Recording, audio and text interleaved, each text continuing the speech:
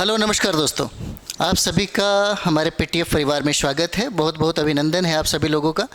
तो चलिए हम लोग एग्ज़ाम के व्यू से ही हम लोग अपनी पढ़ाई कर रहे हैं, क्योंकि एग्ज़ाम का डेट बिल्कुल बहुत ही कम है, टाइम ज़्यादा नहीं है, बहुत कम समय है। 17 नवंबर को आपको एग्ज़ाम होगा। बाकी बहुत ऐसे प्रतियोगिता परीक्षा है जिनका एग्ज़ाम आपको नवंबर दिसंबर तक हो जाएगा। जैसे बीपीएससी टीचर की बात कर रहे हैं 4.0 की, तो उसका भी एग्ज़ाम बहुत ही जल्दी होने वाला है। दिसंबर में होगा, नहीं तो जनवरी में कन्फर्म इसका एग्ज़ाम जो है हो जाएगा। तो चलिए हम लोग यहाँ पे देखते हैं मौर्य और मौर्योत्तर काल। तो पहले मौर्य के बारे में हम लोग देखते हैं। मौर्य साम्राज्य का, यानी कि मौर्य साम्राज्य के जो शासक हैं, यहाँ से सवाल बहुत ही ज़्यादा पूछे जाते हैं। पर्सनालिटी से प्रश्न जो है पूछा जाता है, साथ ही प्रशासन से प्रश्न पूछे जाते हैं। उसके बाद अर्थव्यवस्था से पूछा जाता है और साहित्य और कला से प्रश्न पूछे जाते हैं। तो अगर आपको डिवाइड करके पढ़ने की अगर आदत है तो निश्चित तौर पे एक बार में आप क्रैक कर जाएंगे। बहुत बड़ी बात नहीं है बीपीएससी और यूपीएससी। तो देखिए, सबसे पहले हम लोग देखते हैं मौर्य वंश। मौर्य वंश के जो संस्थापक हैं वो चंद्रगुप्त मौर्य हो जाते हैं। मौर्य वंश के संस्थापक चंद्रगुप्त मौर्य हैं और मौर्य वंश पे बहुत ऐसे सम्राट हैं जिन्होंने गद्दी की शोभा बढ़ाई, जिसमें 2-3 नाम ही सबसे ज़्यादा मायने रखता है, जहाँ से प्रश्न बार बार पूछा जाता है। हम लोग वहीं पढ़ेंगे जहाँ से प्रश्न बार बार पूछे। पूरा डिटेल्स में पढ़ना हो तो फिर अगले क्लास, नेक्स्ट क्लास जो चल रहा है, आप वहाँ पे पढ़ सकते हैं। यहाँ पे सिर्फ एग्जाम के व्यू से हम लोग पढ़ेंगे। चलिए यहाँ पे देखते हैं मौर्य वंश का संस्थापक चंद्रगुप्त मौर्य और अंतिम शासक। बहुत बार प्रश्न पूछा हुआ है कि मौर्य वंश का अंतिम सम्राट कौन है? बृहद्रथ, जिसकी हत्या करके पुष्यमित्र शुंग ने शुंग वंश की स्थापना कर ली। तो ये मौर्य शासक हो जाएंगे। चंद्रगुप्त मौर्य। चंद्रगुप्त मौर्य ने मौर्य साम्राज्य की स्थापना किया। चंद्रगुप्त मौर्य ने मौर्य वंश की स्थापना की और इनके गुरु का नाम था चाणक्य, जिनको विष्णुगुप्त भी कहते हैं, जिनको हम लोग विष्णुगुप्त भी कहते हैं। चंद्रगुप्त के बाद इनके पुत्र बिंदुसार गद्दी पे बैठे और बिंदुसार का पुत्र अशोक सम्राट गद्दी पे बैठे। ये 3 जो पर्सनालिटी आप देख रहे हैं, तीनों से सबसे ज़्यादा प्रश्न बनाए जाते हैं। उसके बाद प्रश्न एक दशरथ से भी बनता है और उसके बाद लास्ट में जो प्रश्न है यह बृहदत्त से बनता है। बाकी जो बीच में जितने भी आप शासक देख रहे हैं, यहाँ से नाम मात्र का ही प्रश्न पूछा जाता है। तो हम लोग यहाँ पे चंद्रगुप्त मौर्य, बिंदुसार, अशोक, दशरथ और बृहदत्त के बारे में यहाँ से जो फैक्ट है उसको पढ़ेंगे। तो मौर्य शासक में हम लोग चंद्रगुप्त मौर्य देखें। बिंदुसार हो जाते हैं। बिंदुसार के पुत्र अशोक सम्राट हैं। प्राचीन भारत के इतिहास में इन्हीं को एक महान शासक कहा जाता है। जिस तरीके से आप मेडिवल भारत में जब जाते होंगे तब वहाँ पे अकबर को महान बोलते हैं, अकबर महान। अशोक के बाद दशरथ है और दशरथ के बाद संप्रीति है। साली सुख हो जाते हैं, देववर्मन हो जाएंगे, सतधनवन हो जाएंगे और अंतिम जो मौर्य वंश के जो शासक हैं उनका नाम है बृहद्रथ हो जाएगा। बृहद्रथ है। और मौर्य वंश की स्थापना चंद्रगुप्त मौर्य के द्वारा किया गया। चंद्रगुप्त मौर्य के द्वारा किया गया। बाद में इन्होंने जैन धर्म को अपनाई और जैन धर्म अपनाने के बाद वो शिष्य जो बने भद्रबाहु के बने। उसके बाद उन्होंने अपने पुत्र के सानिध्य में, यानी कि बिंदुसार के सानिध्य में गद्दी को त्याग दिया और ये श्रवण बेलगोला चले गए, जहाँ पे इनकी निधन हो जाती है संलेखना और संथारा विधि से। जैन धर्म में ये है कि सुसाइड, इट मीन्स आप कह सकते हैं वो लोग अपने शरीर को बहुत कष्ट देते हैं, बहुत तकलीफ़ देते हैं। पानी पीना छोड़ देते हैं, खाना खाना छोड़ देते हैं। जितना ज़्यादा से ज़्यादा हो शरीर को क्लेश देते हैं, दुख देते हैं और उनकी मृत्यु जो होती है वो बहुत तड़प तड़प के होती है, ऐसा हमको फील होता है ना। तो संलेखना और संथारा विधि से चंद्रगुप्त मौर्य की वहाँ पे मृत्यु हो जाती है और उसी श्रवण बेलगोला में ही एक बहुत बड़ा स्टैचू बना है। चलिए आगे हम लोग देखते हैं। अगला हम लोग यहाँ पे देखते हैं, ये चंद्रगुप्त मौर्य के बारे में थोड़ा सा जानकारी है। देखिए, चंद्रगुप्त मौर्य अंतिम दिनों में जैन भिक्षु भद्रबाहु का शिष्यता ग्रहण किया। प्रश्न बहुत बार पूछा जाता है कि अंतिम समय में चंद्रगुप्त मौर्य ने जैन धर्म को स्वीकार कर लिया। जैन धर्म को स्वीकार कर लिया। और उस समय जैन धर्म के गुरु थे भद्रबाहु। भद्रबाहु से ही उन्होंने जैन धर्म की दीक्षा ली और उन्हीं के साथ ये चले गए श्रवण बेलगोला में, यानी कि भद्रबाहु के साथ श्रवण बेलगोला ये चले गए। और श्रवण बेलगोला में ही 298 ईसा पूर्व में संलेखना द्वारा इन्होंने अपना शरीर को त्याग दिया। चंद्रगुप्त मौर्य ने यह प्रश्न पूछा जाता है, यह प्रश्न जो है आपसे पूछा जाता है। चलिए हम लोग नेक्स्ट देखते हैं। यहाँ पे नेक्स्ट में देख लेते हैं क्या है। चलिए नेक्स्ट ये है कि सिकंदर के साम्राज्य के पूर्वी भाग के शासक सेलुकस और चंद्रगुप्त मौर्य की सेना के बीच 305 ईसा पूर्व में युद्ध हुआ था, है ना। यहाँ पे सिकंदर के साम्राज्य, सिकंदर और चंद्रगुप्त मौर्य के बीच में 305 ईसा पूर्व में एक युद्ध हुआ और इसी युद्ध में एक संधि हुई। और ये संधि के बारे में कहा जाता है कि यह भारत का सबसे पहला अंतर्राष्ट्रीय संधि था, जो सेल्यूकस निकेटर के बीच में होता है और चंद्रगुप्त मौर्य के बीच में होता है। इसी समय चंद्रगुप्त को सेल्यूकस के द्वारा 4 राज्य दिए जाते हैं और अपनी पुत्री कार्नेलिया का विवाह करा दिया जाता है और उन्हीं के दरबार में सेल्यूकस के द्वारा एक राजदूत भेजा जाता है जिसका नाम है मेगास्थनीज, जिसका नाम मेगास्थनीज है। चंद्रगुप्त मौर्य के दरबार में ये आते हैं और मेगास्थनीज से जो सवाल पूछा जाता है, इनके द्वारा रचित जो पुस्तक है उसका नाम है इंडिका। इंडिका से बहुत सारे सवाल जो हैं यह पूछे जाते हैं। हालांकि इंडिका अभी अपने मूल स्वरूप में नहीं है, लेकिन फिर भी बहुत सारी चीज़ें हैं यहाँ से पूछने लायक, बहुत सारा प्रश्न है यहाँ पे बनता है। मेगास्थनीज का इंडिका, मेगास्थनीज का इंडिका है। मौर्य सम्राट का नाम सेंड्रोकोटस इसमें लिखा गया है। इंडिका में मेगास्थनीज कहता है कि भारत में अकाल नहीं पड़ता।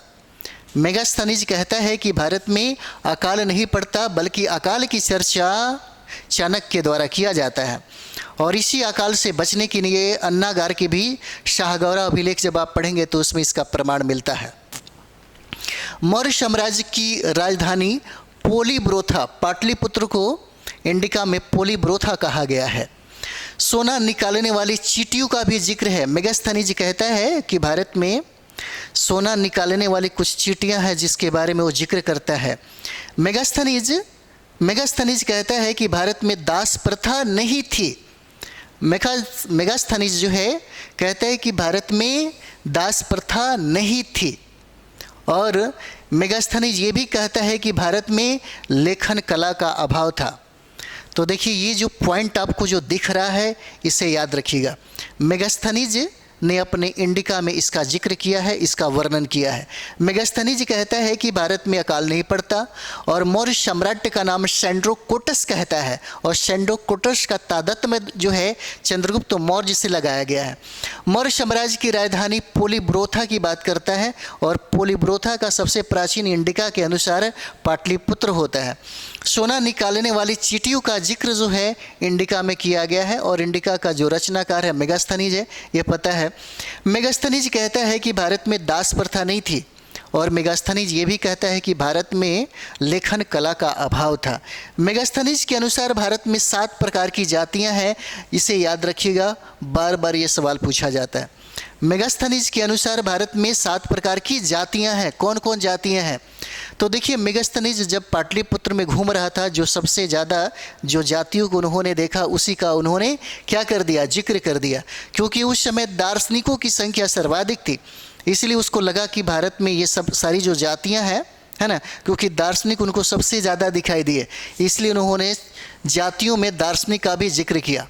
उसके बाद किसानों की संख्या सबसे ज़्यादा थी। ये 7 जो जातियों का जो जिक्र किया गया है इंडिका में, उसे याद रखिए, दार्शनिक, कृषक, पशुपालक, कारीगर, योद्धा, निरीक्षक और सभासद। ये 7 जो जातियां हैं, 7 जातियों का जिक्र मेगास्थनीज ने अपने इंडिका में किया है। दार्शनिक, कृषक, पशुपालक, कारीगर, योद्धा, निरीक्षक और सभासद। चंद्रगुप्त मौर्य का प्रधानमंत्री तथा प्रधान पुरोहित जिसका नाम है कौटिल्य, इनको विष्णुगुप्त या चाणक्य के नाम से भी जाना जाता है। चंद्रगुप्त मौर्य के प्रधानमंत्री हैं या गुरु भी कहा जाता है। कौटिल्य ने राज्य शासन के ऊपर प्रसिद्ध ग्रंथ लिखा जिसका नाम है अर्थशास्त्र। ये पॉलिटिक्स बेस्ड है। अर्थशास्त्र देखने से लगता है कि ये अर्थशास्त्र का बुक होगा, लेकिन ऐसा नहीं है। इसमें राजनीति भरपूर है, इसीलिए इसका संबंध है राज्य व्यवस्था से, राज्य के शासन से इसका संबंध हो जाता है। अर्थशास्त्र में चाणक्य ने राज्य के शासन हेतु सप्तांग यानी कि 7 सिद्धांत का जिक्र किया है। 7 सिद्धांत का जिक्र किया है, इसे भी याद रखिएगा, बहुत बार ये प्रश्न जो है पूछा गया है। सप्तांग का सिद्धांत किसने दिया? चाणक्य ने दिया, जिनको हम लोग विष्णुगुप्त कहते हैं, कौटिल्य भी कहते हैं। और ये जो है चंद्रगुप्त मौर्य के प्रधानमंत्री हैं। चंद्रगुप्त मौर्य को राजा बनाने वाले यही हैं जिन्होंने सप्तांग सिद्धांत दिया, यानी कि 7 सिद्धांत इन्होंने दिया। सबसे पहले राजा शिष्य के समान होता है। नेक्स्ट उन्होंने अमात्य कहा, यानी कि राज्य की ये आंखें होते हैं, अमात्य। जनपद राज्य की जंघाएं होते हैं, जांग होते हैं, राज्य की जंघाएं होते हैं, इसे भी याद रखिएगा। दुर्ग राज्य की भुजाएं होती है, दुर्ग राजा क्या है? शिष्य के समान होता है। नेक्स्ट अमात्य राज्य की आंखें होती है, जनपद राज्य की जंघाएं होती हैं, दुर्ग राज्य की भुजाएं होती है, और कोष जो है, कोष राज्य का मुख होता है। कोष है, ये कोष राज्य का मुख होता है, और दंड जो है यह राज्य का मस्तिष्क होता है, राज्य का मस्तिष्क होता है। और मित्र जो है, मित्र यह राज्य का कान होता है, मित्र राज्य का कान होता है। ये सप्तांग से बहुत बार प्रश्न जो है पूछा गया है। बहुत सारे प्रतियोगिता परीक्षा है जहाँ पे ये सवाल पूछे गए हैं। तो ये सप्तांग सिद्धांत है, ये 7 याद रखिएगा, राजा, अमात्य, जनपद, दुर्ग, कोष, दंड और मित्र, ये 7 है, बहुत बार पूछा गया। उसके बाद बिंदुसार ने सीरिया के शासक एंटियोकस से 3 वस्तुएं डिमांड की थी। उन्होंने सीरिया के शासक से, जिसका नाम एंटियोकस था, उनसे 3 चीज़ें डिमांड की। एक था मीठी मदिरा, वाइन, सूखी अंजीर, और उसके बाद एक दार्शनिक की मांग उन्होंने किया था। उन्होंने एक दार्शनिक की मांग किया था। हालांकि बिंदुसार के जो 3 डिमांड थे उसको पूरा कर दिया गया, लेकिन एक जो दार्शनिक थे, इन दार्शनिक का डिमांड पूरा नहीं किया गया, क्योंकि उन्होंने सीरिया के कानून में इसका जिक्र नहीं है। मतलब ये किसी दार्शनिक को देने का अधिकार नहीं है, इसलिए उन्होंने ये मना कर दिया। चलिए अशोक का हम लोग यहाँ पे देखते हैं। अशोक 273 से लेकर के 232 ईसा पूर्व तक ये शासन करते हैं। जो इम्पोर्टेंट हम लोग यहीं पे थोड़ा सा भी एक समझिए कि रिवाइज ही है ना, एक रिवाइज ही है। तो रिवाइज फटाफट कर लीजिए, क्योंकि रिवाइज ही सबसे ज़्यादा इम्पोर्टेंट होता है, रिवाइज। चलिए, अशोक सम्राट के माता का नाम था सुभद्रांगी। अशोक सम्राट के माता का नाम सुभद्रांगी था, और इनके पिता का नाम बिंदुसार था। बिंदुसार प्रचलित नाम है देवनाम प्रियदर्शी। देवनाम प्रियदर्शी ये प्रचलित नाम है, अशोक सम्राट को ही कहा जाता है। राज्याभिषेक उन्होंने 269 ईसा पूर्व में करवाया था। 269 ईसा पूर्व में उन्होंने, यानी कि राज्यारोहण के 4 वर्ष के बाद राज्याभिषेक उन्होंने ये करवाई। अभिलेख की भाषा, जो अभिलेख हमें प्राप्त होता है उसकी भाषा प्राकृत होती है, और अभिलेख की लिपि हो जाएगा ब्राह्मी, खरोष्टी, अरामाइक और यूनानी। ये 4 लिपियां हैं, VBI है, याद रखिएगा। ब्राह्मी, खरोष्टी, अरामाइक और यूनानी लिपियां यहाँ पे हो जाता है। उसके बाद अशोक का जो नाम है, यह बार बार पूछा गया है, कहाँ पे इसका उल्लेख किया गया है। अशोक का नाम का उल्लेख है मास्की में, गुर्जरा में, नेतूर में और उदय गोलन अभिलेख में इसका जिक्र किया गया है। अशोक नाम का उल्लेख, अशोक नाम का जो उल्लेख है वो हो जाएगा मास्की में, गुर्जरा अभिलेख में, नेतूर अभिलेख में, और ये उदय गोलम अभिलेख में ये प्राप्त हो जाता है। यहाँ से ठीक, ये वाला इम्पोर्टेंट है। उसके बाद आइए हम लोग देखते हैं अगला पॉइंट है। अगला पॉइंट ये हो जाएगा, है ना। देखिए अगला पॉइंट में हो जाएगा अशोक के अभिलेखों का विभाजन देखते हैं। शिलालेखों के दो भाग हो जाते हैं। यहाँ पे शिलालेख को दो भागों में डिवाइड किया गया है। एक दीर्घ शिलालेख है और एक लघु शिलालेख है। दीर्घ शिलालेख और लघु शिलालेख यानी कि कुल इसकी संख्या 10 हो जाती है, 14 हो जाती है, जो 10 स्थानों से प्राप्त होता है। उसके बाद स्तंभलेख, 7 स्तंभलेख हैं। इम्पॉर्टेंट है, यहाँ से बहुत बार प्रश्न पूछा गया है। ये है आपको स्तंभलेख, जो 7 स्तंभलेख हो जाते हैं। पहला लौरिया अरेराज हो जाएगा, जो बिहार में है, चंपारण में। उसके बाद लौरिया नंदनगढ़ है और यहाँ पे रामपुरवा भी है। ये तीनों जो हम लोग देख रहे हैं ये चंपारण से हो जाएगा। लौरिया अरेराज, लौरिया नंदनगढ़ और रामपुरवा। उसके बाद यहाँ पे दिल्ली टोपरा स्तंभलेख देख रहे हैं, और दिल्ली मेरठ भी है और प्रयाग भी है और संकीसा भी है। इस तरीके से स्तंभ लेखों की संख्या कितना हो जाता है, 7 हो जाएगा। उसके बाद हम लोग यहाँ पे गुहा लेख की बात करते हैं। चलिए आगे हम लोग बढ़ते हैं। यहाँ पे दीर्घ शिलालेख, यहाँ से बहुत सारे प्रश्न पूछे जाते हैं। प्रथम शिलालेख में किसका वर्णन किया गया है? जीव हत्या का निषेध। इसमें इसे याद रखिएगा, बहुत ज़्यादा ये नहीं है, 2-4 बार रिवाइज करिएगा तो निश्चित तौर पे आपसे प्रश्न बनेगा। जीव हत्या का निषेध है।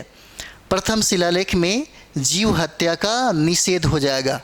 उसके बाद दूसरा में चोल, पांड्य, सत्यपुत्र, केरलपुत्र, ताम्रपर्णी, यवन राजा एंटियोक और उसके पड़ोसियों के राज्यों में भी मनुष्यों और पशुओं की चिकित्सा की जिक्र किया गया है। द्वितीय शिलालेखों में बहुत इंपॉर्टेंट है यहाँ पे। तीसरा में जो चर्चा है युक्त का, रज्जुक का और प्रादेशिक नामक 3 नए अधिकारियों का नियुक्ति का जिक्र किया गया है। पहला में जीव हत्या का निषेध का वर्णन है। पहला में जीव हत्या का निषेध का वर्णन है। दूसरा इंपॉर्टेंट हो जाता है, बहुत ज़्यादा इंपॉर्टेंट है। चोल, पांड्य, सत्यपुत्र, केरलपुत्र, ताम्रपर्णी, यवन राजा एंटियोक और उसके पड़ोसियों के राज्यों में मनुष्य और पशुओं की चिकित्सा का वर्णन किया गया है द्वितीय शिलालेख में। तीसरा भी पूछा हुआ है, युक्त, रज्जुक और प्रादेशिक नामक 3 नए अधिकारियों का यहाँ पे वर्णन मिलता है। उसके बाद चौथा जो शिलालेख है, भेरी घोष से धम घोष में बदल गए अशोक सम्राट का ये वर्णन है। उसके बाद 5वां शिलालेख में राज्याभिषेक के 13वें वर्ष धम महामात्रों के नियुक्ति का वर्णन किया गया है। राज्याभिषेक के 13वें वर्ष में धम महामात्रों की नियुक्ति का जिक्र है। और 6ठा शिलालेख में प्रतिवेदकों को प्रजा का हाल बताने का आदेश का जिक्र किया गया है। और 7वें में सभी संप्रदाय के लोग सब जगह निवास करें, ऐसा इसका वर्णन किया गया है। फिर 8वां में अशोक द्वारा धम यात्राओं का प्रारंभ का जिक्र है। और 9वां में धम मंगल सर्वश्रेष्ठ घोषित किया गया, इसका भी जिक्र है। 11 में धम नीति की श्रेष्ठता पर बल दिया गया। और 12 में धमदान का उल्लेख किया गया है। 12 में धमदान का उल्लेख किया गया है। उसके बाद हम लोग यहाँ देखते हैं, इसमें है 12 धार्मिक सहिष्णुता पर बल देने का वर्णन किया गया है। 13 जो शिलालेख है, यहाँ से बहुत बार प्रश्न पूछा गया है कि कलिंग विजय का वर्णन कहाँ मिलता है, कौन सा में? तो 13वां शिलालेख में इसका जिक्र मिलता है, कलिंग विजय का, जो 261 ईसा पूर्व में हुआ था। 5 यवन राजाओं का भी उल्लेख मिलता है, जिसमें चोल है ना, एक और भी है, चोल, पांड्य, सत्यपुत्र, केरलपुत्र और ताम्रपर्णी का उल्लेख मिलता है, पूछा जा सकता है। यह 13वां शिलालेख में इसका जिक्र है। उसके बाद 14 देखेंगे, सभी लेखों हेतु उपसंहार स्वरूप हो जाता है ना, उपसंहार स्वरूप ये हो जाएगा। चलिए आगे बढ़ा जाए। दीर्घ शिलालेख और इसकी अवस्थिति देखते हैं। दीर्घ शिलालेख और इसकी अवस्थिति, तो यहाँ पे गिरनार जो है इसकी प्राप्ति जूनागढ़ से होती है। जूनागढ़ कहाँ पे है? तो ये गुजरात हो जाएगा। गिरनार की प्राप्ति जो है, गिरनार शिलालेख की प्राप्ति जूनागढ़ से प्राप्त होती है। उसके बाद शाहबाज गढ़ी, शाहबाज गढ़ी पेशावर से प्राप्त होता है, और पेशावर कहाँ पे है? पाकिस्तान में है। धौली, धौली उड़ीसा में है और यह पुरी से प्राप्त होता है, इसकी अवस्थिति है। जौगढ़, जौगढ़ भी उड़ीसा में है, जौगढ़ उड़ीसा में है, गंजाम से प्राप्त होता है। कालसी, कालसी देहरादून उत्तराखंड से प्राप्त होता है। बहुत बार ये सब पूछता है, इसलिए 2-4 बार अगर आपका रिवीजन हो जाए तो 2-4 बार के रिवीजन में प्रश्न जो है छूटेगा नहीं, निश्चित तौर पे आप बना लेंगे, है ना। सुपारा, सुपारा ठाणे से प्राप्त होता है, महाराष्ट्र में है। मानशेहरा, मानशेहरा कहाँ पे है? हाजरा में है। हाजरा कहाँ पे? तो पाकिस्तान में यह अवस्थित हो जाता है, पाकिस्तान में हाजरा। उसके बाद यहाँ पे देखेंगे एरगोड्डी, एरगोड्डी जो है कुरनूल से है, आंध्र प्रदेश में इसकी अवस्थिति है। कंधार, कंधार की प्राप्ति जो है अफगानिस्तान में स्थित है। सन्नाती, सन्नती गुलबर्ग में है जो कर्नाटक में है। गुलबर्ग, सन्नती, ये सब याद रखिएगा। ये सब चीज़ें बार बार रिवीजन, बार बार रटने के सिवा और कोई दूसरा रास्ता नहीं है। कुछ चीज़ें हैं जो रट लीजिए। चलिए यहाँ पे हम लोग देखते हैं, यहाँ पे 13वें शिलालेख में वर्णित 5 यवन राजा हैं। 5 यवन राजा, 13वें शिलालेख में वर्णित 5 यवन राजा हैं। देश और यवन राजा देख लीजिए। मिस्र के, मिस्र में ये 13वें शिलालेख में वर्णित किए गए हैं, ये भी याद रखिएगा, इंपॉर्टेंट है। मिस्र के राजा हैं जिनको तुर्मै कहा जाता है, टॉलमी फिलाडेल्फस द्वितीय मिस्र के राजा है जिनका वर्णन 13वें शिलालेख में किया गया है। 5 यवन राजाओं का जिक्र किया है, बहुत बार सवाल पूछता है। 5 यवन राजा याद रहना चाहिए। पहला मिस्र हो जाएगा, टॉलमी फिलाडेल्फस द्वितीय। उसके बाद एपिरस हैं, एपिरस अलेक्जेंडर हैं, अलेक्जेंडर इनको कहा जाता है। साइरिन, साइरिन जिनको मैगस, है ना, मैगस राजा है ये साइरिन। मेसिडोनिया, मेसिडोनिया के यवन राजा एंटीगोनस गोनाटिय है जिनको अंतकीन भी कहते हैं। सीरिया के जो शासक है उनका नाम है एंटियोकस द्वितीय जिनको अंतियोक भी कहा जाता है। तो 13वें शिलालेख में 5 यवन राजा का वर्णन किया गया है। मिस्र, एपिरस, साइरिन, मेसिडोनिया और सीरिया, ये वर्णन जो है आपको मिलता है। तो चलिए आगे हम लोग बढ़ते हैं।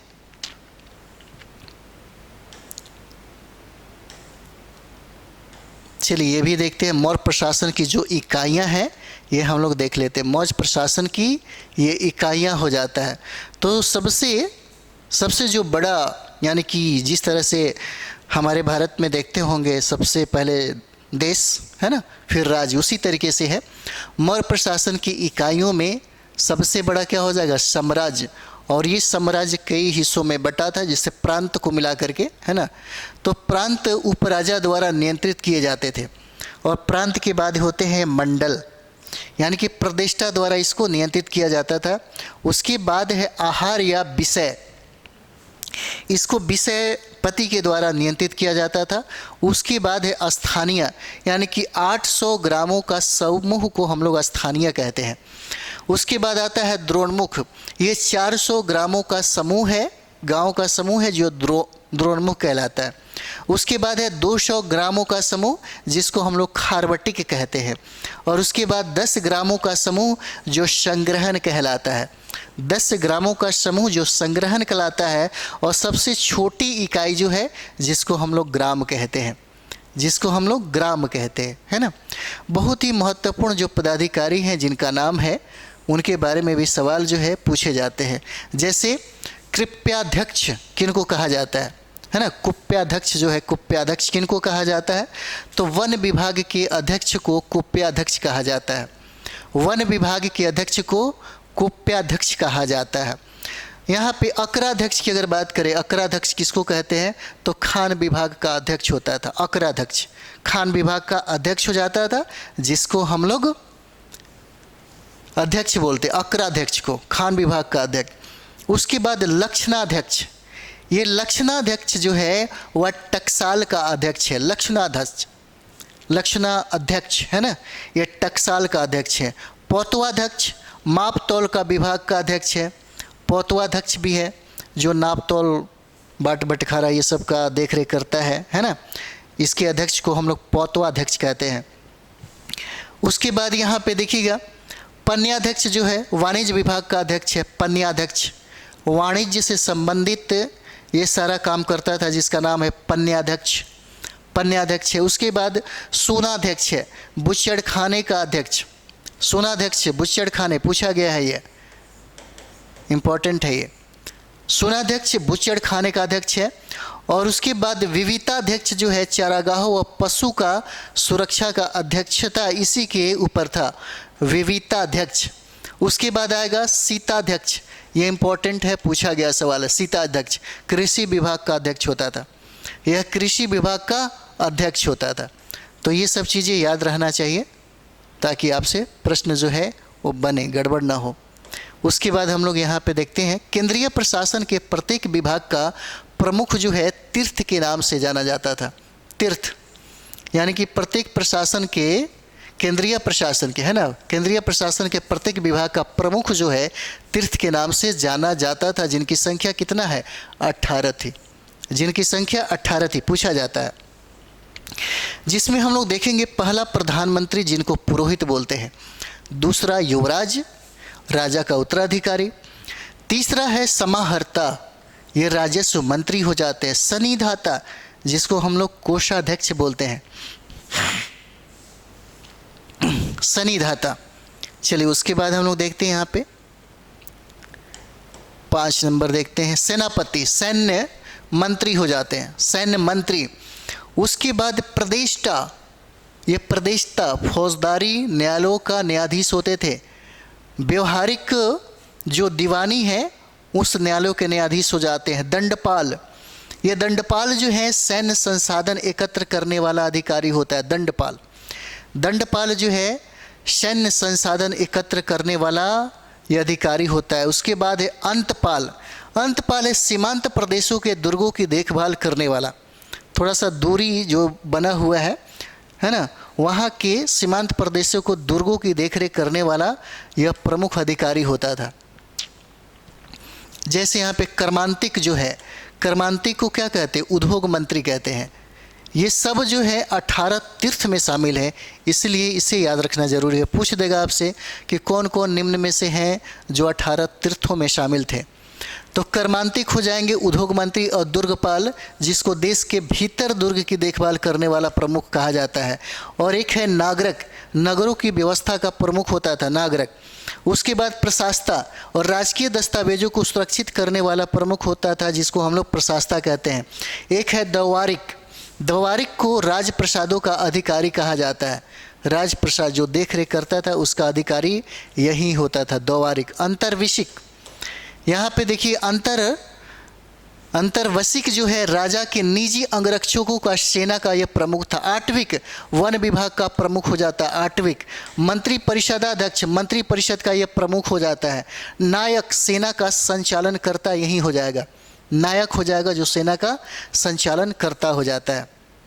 चलिए आगे हम लोग देखते हैं अगला पॉइंट। चलिए प्रमुख कर में भी हम लोग देखते हैं क्या क्या कर है जो पूछा जाता है। प्रमुख कर में यहाँ पे देखिए प्रमुख कर हो जाएगा भाग। भाग जो है भूमि कर को कहा जाता था, भाग। इस समय मौर्य शासन के समय में भाग जो है यह भूमि कर होता था, भूमि कर। पिंड कर जो है गांव पर कर होते थे, उसी को पिंड कर कहा जाता था, जो गांव से लिए जाते थे। उसके बाद गुल्मदेय जो है, गुल्मदेय यह सैनिकों का शुल्क होता था, सैनिकों का शुल्क, गुल्मदेय। उदयक जो भाग है यह सिंचाई कर होती थी, उदयक जो भाग है यह सिंचाई कर हो जाता था। और बिष्टी है, विष्टि बेगारी कर हो जाता है, बेगार पे लगाए जाते थे। उसके बाद जो है हिरण्य कर, हिरण्य जो है यह नगद कर हो जाता था, नकद कर। उसके बाद प्रणय जो है, प्रणय को आपातकालीन कर कहा जाता है। यह प्रश्न बहुत बार पूछा है, प्रणय, इसको आपातकालीन कर कहा जाता है। बल्ली जिसको धार्मिक उपकर कहा जाता है, धार्मिक उपकर, है ना। तो ये जो टैक्स है, ये जो कर है, यहाँ से सवाल पूछे जाते हैं। जैसे पूछा गया है प्रणय क्या है, तो यह एक आपातकालीन कर हो जाएगा। बलि क्या है? धार्मिक उपकर हो जाएगा।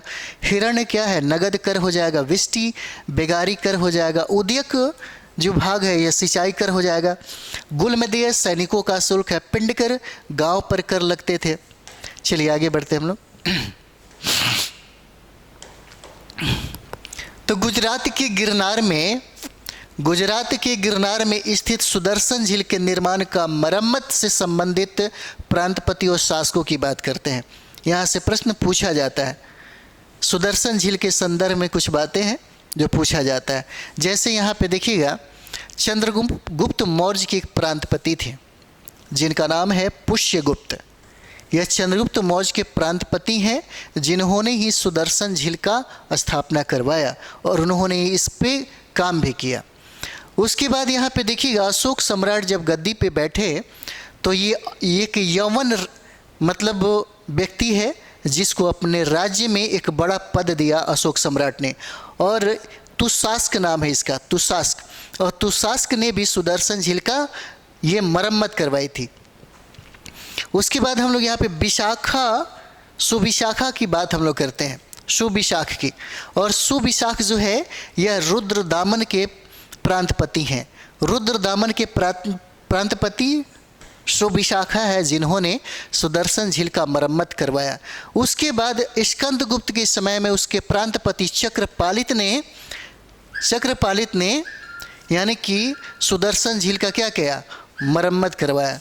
सुदर्शन झील का यहाँ पे मरम्मत करवाया था चक्रपालित ने। प्रश्न पूछे जाते हैं अशोक सम्राट के प्रांतपति तुशास्क के द्वारा, और चंद्रगुप्त मौर्य के जो प्रांतपति है पुष्यगुप्त के द्वारा, और रुद्रदामन के जो प्रांतपति है विशाखक के द्वारा, और यहाँ पे स्कंदगुप्त के जो प्रांतपति है चक्रपालित के द्वारा सुदर्शन झील का मरम्मत कराया गया, सुदर्शन झील का। चलिए उसके बाद हम लोग यहाँ पे फैक्ट्स ही था इम्पॉर्टेंट आपके लिए एक रिवीजन के तौर पे। चलिए नेक्स्ट वीडियो में हम लोग संगम युग स्टार्ट करेंगे।